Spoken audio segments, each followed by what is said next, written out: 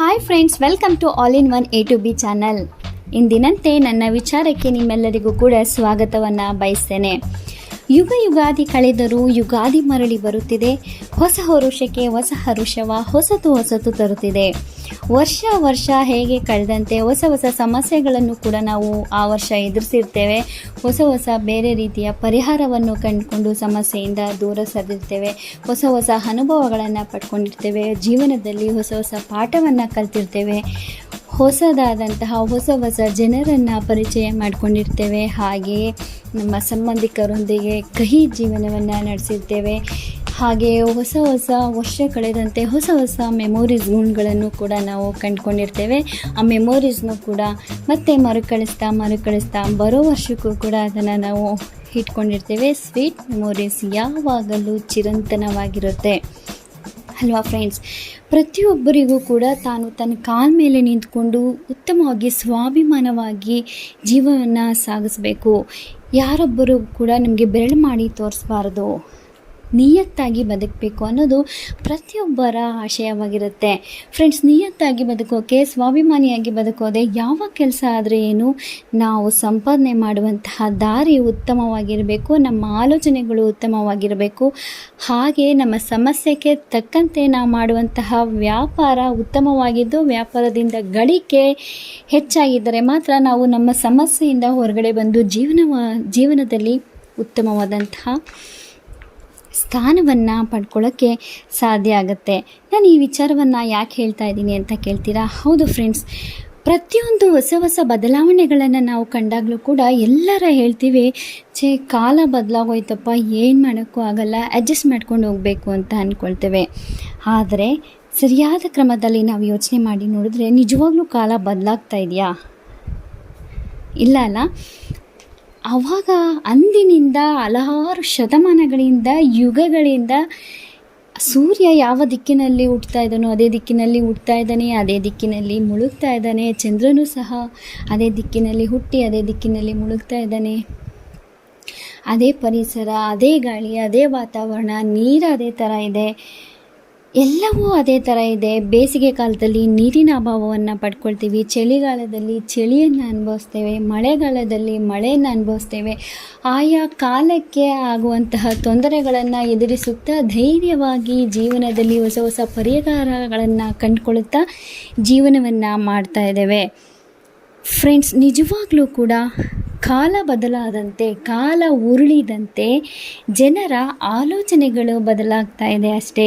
ಹೊಸ ಆಲೋಚನೆಗಳನ್ನು ಮಾಡ್ತಾ ಇದ್ದಾರೆ. ಸಮಸ್ಯೆಗಳು ಹೆಚ್ಚಾದಂತೆ ಬೇರೆ ರೀತಿಯಲ್ಲಿ ಯೋಚನೆಯನ್ನು ಮಾಡಿ ತಮ್ಮ ಯೋಚನೆಯ ಶಕ್ತಿಯನ್ನು ವೃದ್ಧಿಸಿಕೊಂಡು ಸಮಸ್ಯೆಯಿಂದ ಹೊರಗಡೆ ಬರೋದನ್ನು ಜನಗಳು ಪ್ರಯತ್ನ ಮಾಡ್ತಾ ಇದ್ದಾರೆ ಫ್ರೆಂಡ್ಸ್. ಏನು ಈ ಒಂದು ಬಿಸಿಲಿಗೆ ನಾವೆಲ್ಲರೂ ಕೂಡ ಸಾಮಾನ್ಯವಾಗಿ ತಣ್ಣಗಿರುವಂತಹ ಆಹಾರವನ್ನು ಸೇವಿಸಬೇಕು. ಈ ಒಂದು ನಮ್ಮ ದಾಹವನ್ನು ನೀರಿಸ್ಕೊಳ್ಳೋಕ್ಕೆ ಏನಾದರೂ ಒಂದು ತಣ್ಣಗಿರುವಂತಹ ನೀರನ್ನು, ಕೂಲ್ ಡ್ರಿಂಕ್ಸನ್ನು ಇಲ್ಲ ಎಳ್ನೀರನ್ನು ಕುಡಿಬೇಕು. ಹೆಚ್ಚು ಆರೋಗ್ಯದ ಅಭಿಲಾಷೆಯನ್ನು ಹೊಂದಿರೋರು ಎಳ್ನೀರು ಕಡೆ ಗಮನವನ್ನು ಹರಿಸ್ತಾರೆ. ಯಾಕೆ ಈ ಒಂದು ಎಳ್ನೀರಿನ ವಿಚಾರ? ಈ ಬೇಸಿಗೆ ಕಾಲದಲ್ಲಿ ಎಳ್ನೀರಿನ ರೇಟು ಎಷ್ಟು ಅಂತೇಳಿದ್ರೆ ದುಬಾರಿ. ಅದೇ ದುಬಾರಿಯಲ್ಲಿ ಇವಾಗ ಒಂದು ಪೀಸು 45 ರೂಪಾಯಿ, 250 ml ಎಳ್ನೀರಿಗೆ 50 ರೂಪಾಯಿ, ಹಾಗೆ 600 mlಗೆ 100 ರೂಪಾಯಿ, 1 ಲೀಟರ್ ಎಳ್ನೀರಿಗೆ 160 ರೂಪಾಯಿ ಆಗಿದೆ. ಏನು ಕಾಲ ಬಂತಪ್ಪ, ಎಳ್ನೀರಿಗೆ 160 ರೂಪಾಯಿ ಕೊಟ್ಟು ಕುಡಿಬೇಕಾ ಅಂತ ಹೇಳ್ತಾ ಇದ್ದೀರಾ? ಕಾಲ ಬದಲಾಗಿಲ್ಲ ಫ್ರೆಂಡ್ಸ್, ಕಾಲ ಅದೇ ಇದೆ. ಆದರೆ ಈ ಒಂದು ಬೇಸಿಗೆ ಕಾಲದಲ್ಲಿ ಎಳ್ನೀರ ಕಡೆ ಹೆಚ್ಚು ಜನರ ಅಭಿಲಾಷೆ ಹೋಗೋದ್ರಿಂದ ಈ ಒಂದು ಬರೀ ಎಳ್ನೀರನ್ನೇ ಕೊಡೋದು ಒಂದು ಸಾಮಾನ್ಯವಾದ ವಿಚಾರ. ಆದರೆ ಒಬ್ಬ ಬುದ್ಧಿವಂತ ತನ್ನಲ್ಲಿರುವಂತಹ ವಸ್ತುಗಳನ್ನು ತಾನು ಮಾಡುವಂತಹ ವ್ಯಾಪಾರದಲ್ಲಿ ಹೊಸ ಚಿಂತನೆಯನ್ನು ಮಾಡಿ ಹೆಚ್ಚು ಗಳಿಕೆಯನ್ನು ಮಾಡೋದು ಬುದ್ಧಿವಂತರ ಲಕ್ಷಣ. ಯಾಕೆ ಈ ವಿಚಾರವನ್ನು ಹೇಳ್ತಾ ಇದ್ದೀನಿ ಅಂತೀರಾ ಫ್ರೆಂಡ್ಸ್? ನೋಡಿ, ಇಲ್ಲೊಂದು ಮಾದೇಶ್ ಟೆಂಡರ್ ಕೊಕೊನೆಟ್ ಸೆಂಟರ್ ಇದೆ. ಇಲ್ಲಿ ಒಂದು ತುಂಬ ಅದ್ಭುತವಾದಂತಹ ಎಳ್ನೀರಿನ ಸವಿಯನ್ನು ನಾವು ಸವಿಬೋದು. ಹೇಗೆ ಅಂತ ಹೇಳ್ತೀರಾ? ನಾವು ಹೇಗೆ ಈ ಒಂದು ಬಿಸಿಲಿನಲ್ಲಿ ನಮ್ಮ ದೇಹವನ್ನು ತಂಪಾಗಿಟ್ಕೊಳ್ಳೋಕ್ಕೆ ಮನೆಯಲ್ಲಿ ನಿಂಬೆಹಣ್ಣು ಜ್ಯೂಸನ್ನು ಮಾಡಿ ಕುಡಿತೀವಿ, ಇಲ್ಲವೇ ಬಾದಾಮ್ ಗೋಂದನ್ನು ಹಾಕಿ ಕಸ್ತೂರಿ ಬೀಜವನ್ನು ಹಾಕಿ ದೊರಕುವಂತಹ ಈ ಒಂದು ಕರ್ಬೂಜದ ಹಣ್ಣು ಇಲ್ಲಾಂದರೆ ಬೇಲದ ಹಣ್ಣು ಇದನ್ನೆಲ್ಲ ಯೂಸ್ ಮಾಡಿ ಅದರಲ್ಲಿ ಇದನ್ನೆಲ್ಲ ಮಿಕ್ಸ್ ಮಾಡಿ ಕುಡಿದು ನಮ್ಮ ದಾಹವನ್ನು ತಣಿಸ್ಕೊಳ್ತೀವೋ, ಅದೇ ರೀತಿ ಇವರು ಕೊಕೊನಟ್ ವಾಟರ್ನಲ್ಲಿ ವಿಭಿನ್ನವಾದಂತಹ ಒಂದು ರುಚಿಯನ್ನು ಎಲ್ಲರಿಗೂ ಪರಿಚಯಿಸಿದ್ದಾರೆ. ನಿಜವಾಗಲೂ ಈ ಒಂದು ಮಾದೇಶ್ ಟೆಂಡರ್ ಕೊಕೊನಟ್ ಅವರಿಗೆ ಈ ಒಂದು ಆಲೋಚನೆಗೆ ನಿಜವಾಗಲೂ ನನ್ನ ಪರವಾಗಿ ಒಂದು ಉತ್ತಮವಾದಂಥ ಹ್ಯಾಟ್ಸ್ ಆಫ್ ಅನ್ನು ಹೇಳೋಕ್ಕೆ ಇಷ್ಟಪಡ್ತೇನೆ. ಫ್ರೆಂಡ್ಸ್, ನಿಜವಾಗ್ಲೂ ಸಮಸ್ಯೆಯಿಂದ ಹೊರಗಡೆ ಬರೋದಕ್ಕೆ ನಾವು ವಿಭಿನ್ನ ರೀತಿಯಲ್ಲಿ ಆಲೋಚನೆ ಮಾಡೋದೇ ಅಲ್ಲ, ಎಲ್ಲ ಜನಗಿಂತ ಒಂದು ಸ್ಟೆಪ್ಪು ವಿಭಿನ್ನ ರೀತಿಯಲ್ಲಿ ಆಲೋಚನೆಯನ್ನು ಮಾಡಿದಾಗಲೇ ಎಲ್ಲರಿಗಿಂತ ಹೆಚ್ಚು ಗಳಿಕೆಯನ್ನು ಪಡ್ಕೊಳ್ಳೋಕ್ಕೆ ಸಾಧ್ಯ ಆಗುತ್ತೆ. ಆ ಒಂದು ಬುದ್ಧಿವಂತಿಕೆಯನ್ನು ಈ ಒಂದು ಮಾದೇಶ್ ಟೆಂಡರ್ ಕೊಕೊನಟ್ ಅವರು ಮಾಡಿದ್ದಾರೆ. ನಿಜವಾಗ್ಲೂ ಇಲ್ಲಿ ಎಳ್ನೀರನ್ನು ವಿಭಿನ್ನ ರೀತಿಯಲ್ಲಿ ನಾವು ಟೇಸ್ಟನ್ನು ಮಾಡ್ಬೋದು. ಎಳ್ನೀರಿಗೆ ಇವರು ಕಲ್ಸಕ್ಕರೆಯನ್ನು ಹಾಕ್ಕೊಡ್ತಾರೆ. ಬೇಡ, ನಮ್ಮ ದೇಹ ಸ್ವಲ್ಪ ಹೀಟಾಗಿದೆ, ನಮಗೆ ಬೇರೆ ರೀತಿಯ ರುಚಿ ಬೇಕು, ದೇಹ ತಂಪಾಗಿಸ್ಕೊಳ್ಬೇಕು ಅಂತೇಳಿದ್ರೆ ಕಸ್ತೂರಿ ಬೀಜ, ಈ ಒಂದು ಸಬ್ಜಾ ಬೀಜವನ್ನು ಹಾಕ್ಕೊಡ್ತಾ ಇದ್ದಾರೆ. ಹಾಗೆ ನಿಂಬೆಹಣ್ಣನ್ನು ಹಿಂಡ್ಕೊಡ್ತಾ ಇದ್ದಾರೆ. ಹಾಗೆ ನಿಂಬೆಹಣ್ಣು, ಶುಂಠಿ ಇವೆರಡರ ರಸವನ್ನು ತೆಗೆದು ಹಾಕ್ಕೊಡ್ತಾ ಇದ್ದಾರೆ. ಮತ್ತು ಜಲ್ಜೀರಾ ಪೌಡರನ್ನು ಹಾಕ್ಕೊಡ್ತಾ ಇದ್ದಾರೆ. ಚಾಟ್ ಮಸಾಲವನ್ನು ಹಾಕ್ಕೊಡ್ತಾ ಇದ್ದಾರೆ. ಪೆಪ್ಪರ್, ಸಾಲ್ಟನ್ನು ಹಾಕ್ಕೊಡ್ತಾ ಇದ್ದಾರೆ.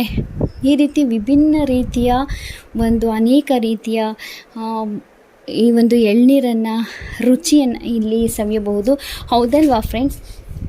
ಯಾರೆಲ್ಲ ಈ ಒಂದು ಎಳ್ನೀರಿನ ಮರ ಅಂದರೆ ತೆಂಗಿನ ಮರವನ್ನು ಇಟ್ಕೊಂಡು ಎಳ್ನೀರನ್ನು ಸೇಲ್ ಮಾಡಬಹುದಾದಂಥ ಒಂದು ಸಂದರ್ಭವನ್ನು ಇಟ್ಕೊಂಡು, ಅಯ್ಯೋ ಎಳ್ನೀರು ಯಾರು ಕುಡಿತಾರೆ, ಎಲ್ಲ ಕಡೆ ಇರುತ್ತೆ, ಒಂದು ಎಳ್ನೀರಿಗೆ 45 ರೂಪಾಯಿ ಕೊಟ್ಟು ಕುಡಿತಾರ? ನಿಜವಾಗ್ಲೂ ಇಲ್ಲ.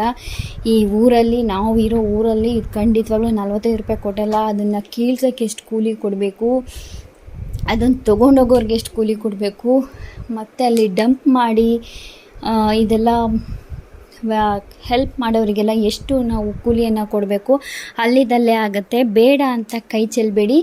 ನಿಜವಾಗಲಿಯೂ ಇದೊಂದು ಉತ್ತಮವಾದಂತಹ ಒಂದು ಗಳಿಕೆಯನ್ನು ಮಾಡಬಹುದಂತಹ ಒಂದು ವ್ಯಾಪಾರವಾಗಿದೆ. ಫ್ರೆಂಡ್ಸ್, ಇವರು ಮಾದೇಶ್ ಟೆಂಡರ್ ಕೊಕೊನಟ್ ಅವರು ಹೇಗೆ ಈ ರೀತಿಯ ವಿಭಿನ್ನ ರೀತಿಯಂತಹ ಎಳ್ನೀರನ್ನು ಒಂದು ವಿಭಿನ್ನ ರೀತಿಯಲ್ಲಿ ಕುಡಿಯೋದಕ್ಕೆ ಸಹಾಯ ಮಾಡಿಕೊಡ್ತಾ ಇದ್ದಾರೋ, ವಿಭಿನ್ನ ರೀತಿಯಲ್ಲಿ ತೋರಿಸ್ತಾ ಇದ್ದಾರೋ, ನೀವು ಕೂಡ ಈ ಒಂದು ರುಚಿಯನ್ನು ಎಳ್ನೀರಲ್ಲಿ ಮಾಡಿಕೊಟ್ಟು ನೀವು ಕೂಡ ಈ ರೀತಿಯ ಗಳಿಕೆಯನ್ನು ಜಾಸ್ತಿ ಮಾಡ್ಕೊಳ್ಳಿ. ಯಾರೆಲ್ಲ ಎಳ್ನೀರು ವ್ಯಾಪಾರವನ್ನು ಮಾಡಬಹುದೋ, ಮಾಡೋಕ್ಕೆ ಅವಕಾಶ ಇದೆಯೋ, ಆಲ್ರೆಡಿ ನೀವು ಎಳ್ನೀರನ್ನು ಮಾಡ್ತಾಯಿದ್ದು ಬರೀ ಎಳ್ನೀರನ್ನೇ ನೀವು ಕೊಡ್ತಾ ಇದ್ದೀರೋ, ಈ ಒಂದು ಹೊಸ ಆಲೋಚನೆಯನ್ನು ಮಾಡಿ ಈ ರೀತಿಯ ಹೊಸ ಹೊಸ ರುಚಿಯನ್ನು ಸಾರ್ವಜನಿಕರಿಗೆ ಪರಿಚಯಿಸಿ ನಿಮ್ಮ ಗಳಿಕೆಯನ್ನು ಜಾಸ್ತಿ ಮಾಡ್ಕೊಳ್ಳಿ. ನೀವಲ್ದವರು ನಿಮ್ಮ ಫ್ರೆಂಡ್ಸ್ ಯಾರಾದರೂ ಎಳ್ನೀರು ಮಂಡಿಯಲ್ಲಿ ಎಳ್ನೀರನ್ನು ಮಾಡ್ತಾಯಿದ್ರೆ, ಇಲ್ಲ ಆಲ್ರೆಡಿ ಎಳ್ನೀರು ವ್ಯಾಪಾರವನ್ನು ಮಾಡ್ತಾಯಿದ್ರೆ, ಅವರಿಗೂ ಕೂಡ ಈ ಒಂದು ಹೊಸ ಐಡಿಯಾವನ್ನು ಅವ್ರಿಗೆ ಹೇಳಿ ಅವರು ಕೂಡ ಹೆಚ್ಚು ಗಳಿಕೆಯನ್ನು ಮಾಡ್ಕೊಳ್ಳೋಕ್ಕೆ ಸಹಾಯವನ್ನು ಮಾಡಿಕೊಡಿ. ನೀವು ಕೂಡ ಈ ವ್ಯಾಪಾರವನ್ನು ಮಾಡಿ ಹೆಚ್ಚು ಗಳಿಕೆಯನ್ನು ಗಳಿಸಿ ಅಂತ ಹೇಳುತ್ತಾ, ನನಗೆ ಗೊತ್ತಿರುವಂತಹ ಈ ಒಂದು ಮಾದೇಶ್ ಟೆಂಡರ್ ಕೊಕೊನಟ್ ಏನು ನಾನು ಕಂಡಿದ್ದೇನೋ ನಿಮಗೂ ಕೂಡ ತಿಳಿಸ್ಕೊಟ್ಟಿದ್ದೇನೆ. ಈ ಒಂದು ವಿಚಾರ ನಿಮ್ಮೆಲ್ಲರಿಗೂ ಕೂಡ ಹೆಲ್ಪ್ ಆಯಿತು ಅಂತ ಅಂದ್ಕೊಳ್ತೀವಿ. Thank you so much friends. ವಿಷಯ ಇಷ್ಟ ಆಗಿದರೆ ವಿಡಿಯೋಗೊಂದು ಲೈಕ್ ಮಾಡಿ, ಹೊಸದಾಗಿ ವಿಡಿಯೋವನ್ನು ವೀಕ್ಷಿಸ್ತಾ ಇದ್ದರೆ ವಿಡಿಯೋಗೆ ಸಬ್ಸ್ಕ್ರೈಬ್ ಮಾಡಿ. ಈ ರೀತಿಯ ನಾನು ಕಂಡಂತಹ, ಕೇಳಿದಂತಹ ಹೊಸ ಹೊಸ ವಿಚಾರಗಳನ್ನು, ನಾನು ತಿಳಿದಂತಹ ವಿಚಾರಗಳನ್ನು ನಿಮ್ಮಲ್ಲಿ ಶೇರ್ ಮಾಡ್ಕೊಳ್ತೀನಿ. ಅಲ್ಲಿವರೆಗೂ love you all. Thank you friends. ಟಿಪ್ಸನ್ನು